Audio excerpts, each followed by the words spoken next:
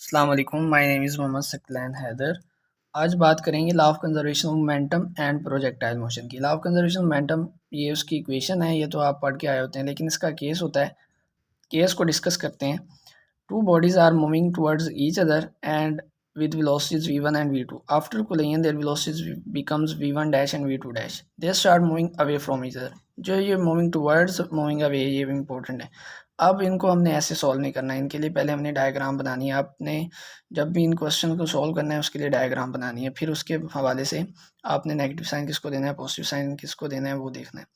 तो ये moving towards each other ये लिख ली इस तरह। After collision away from each other, away गई। अब एक बात याद रखें, ये जो ट्रिक यूज़ करनी है आपने वो ये है कि अगर वेलोसिटी पॉजिटिव एक्स एक्सिस की तरफ है, मतलब इस साइड पे है टुवर्ड्स राइट साइड, तो उसको पॉजिटिव कंसीडर करना है। अगर वो लेफ्ट साइड पे माइनस एक्स एक्सिस की तरफ है तो उसको आपने नेगेटिव कंसीडर करना है। अब इसका हमने फार्मूला बनाना है और ये बेसिक फार्मूला है जिसके ज़रिए आप किस तरह क्वेश्चन सॉल्व कर सकते हैं। अगर इसके कंडीशन चेंज हो तो आप उसी हवाले से बना सकते हैं फार्मूला। अगर दोनों सेम डायरेक्शन में जा रही हो तो इसी तरह, ये वाली इस तरह दोनों सेम डायरेक्शन में आ जाएंगी, वो दोनों पॉजिटिव होंगी। अगर ये अपोजिट डायरेक्शन में तो एक के साथ पॉजिटिव एक के साथ नेगेटिव लगेगा। तो m1 v1 प्लस m2, अब देखें ये v2 अपोजिट डायरेक्शन है, मतलब कि ये नेगेटिव एक्स एक्सिस की तरफ है, तो हमने इसके साथ माइनस लगाया।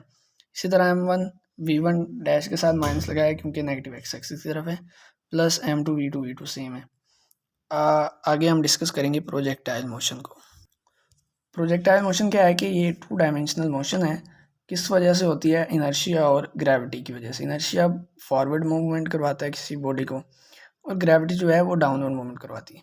इसके बारे में आपने एफएसए में बहुत ज़्यादा पढ़ा होगा। इधर कुछ ट्रिक बताई जाएंगी जो यूज़ करते हुए आप बेसिक आसानी से वो आप न्यूमेरिकल हल कर सकते हैं। हम इनके रिलेशनशिप देखेंगे हाइट, टाइम एंड रेंज के। इनके शॉर्ट ट्रिक फार्मूलाज हैं, उनको यूज़ करते हुए आप किस तरह न्यूमेरिकल सॉल्व कर सकते हैं।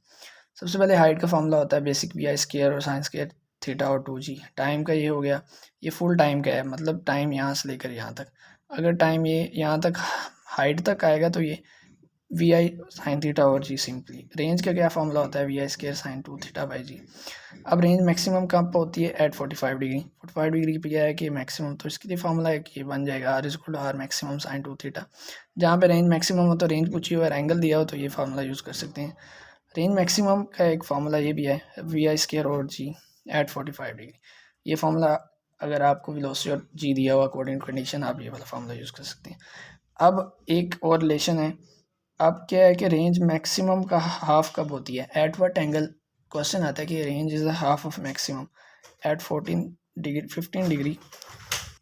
रेंज हाफ 15, ये उसकी डेरिवेशन है। Range maximum is equal range sine 2 theta. इसके ज़रिए आप निकाल सकते हैं इस फॉर्मूले को यूज़ करते हुए कि at what angle range is half its maximum. आगे चलते हैं हम रेंज और हाइट का relation. Range maximum is equal to 4h। ये एक फार्मूला, अगर आपको हाइट दी हो और रेंज मैक्सिमम पूछी गई हो तो आप ये फार्मूला यूज़ कर सकते हैं। या हाइट दिया हो या रेंज दिया हो और पूछा हुआ हो हाइट, तो आप ये फार्मूला यूज़ कर सकते हैं। और रेंज और हाइट बराबर कब होते हैं? एट 76 डिग्री, आपको पता है। अब एक और हाइट और टाइम का रिलेशन है। Height is equal to g t square by 8। तो ये एक फार्मूला है, अगर आपको टाइम दिया और हाइट पूछी हो तो आप ये फार्मूला यूज़ कर सकते हैं। बेसिक फार्मूला है, बेसिक ट्रिक है, जिसको यूज़ करके आप ये सॉल्व कर सकते हैं। अब हाइट और टाइम का एक और रिलेशन, जब हाफ टाइम मतलब एट मैक्सिमम हाइट पे जब प्रोजेक्टाइल पहुंच जाए वहाँ तक का टाइम पूछा हो तो h is equal to g square by 2। इसके ज़रिए हम निकाल सकते हैं। अब हम इनके रिलेशन कुछ और देखते हैं। इस तरह height is equal to v i square sine 2 theta by 2g है। अब इसमें देखें कि अब अगर एक दो हाइट्स दी होती हैं h1 h2 और एक एंगल भी दिया होता है, तो पूछा जाता है कि दूसरा एंगल क्या होगा। तो आप इसको यूज़ करते हुए इन रिलेशन को आप बाकी चीज़ें निकाल सकते हैं कि height directly relation proportional to v i square है, directly to sine square theta है और इन्वर्सली टू जी है। अगर आपके पास हाइट दो दी हो और एक वेलोसिटी दी हो, दूसरी वेलोसिटी पूछी जाए, आप इनका रिलेशन बना सकते हैं। किस तरह रिलेशन बनाएंगे वो भी ये देखें।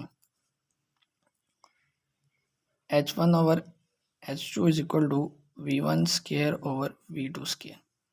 ये फॉर्म इस रिलेशन के अंदर। इसी तरह अगर आपने रिलेशन इसका बनाना है तो sine 1 square theta 1 sine square theta 1 sine square theta 2। अगर जी का रिलेशन जी तो कांस्टेंट होता है, इसका कोई रिलेशन नहीं होगा। अब टाइम के बारे में देखें। टाइम का रिलेशन क्या है, वी आई के साथ डायरेक्ट है, इसका साइन थीटा के साथ डायरेक्ट रिलेशन है, तो और जी के साथ inverse same as this one. अगर वेलोसिटी दो दी हो और टाइम एक दिया और टाइम दूसरा पूछा जाए तो आप इसको फार्मूले को यूज़ करते हुए आप निकाल सकते हैं। तो ये कुछ बेसिक ट्रिक्स थी जिनको यूज़ करते हुए आप मुख्तलिफ फार्मूलाज डिराइव कर सकते हैं।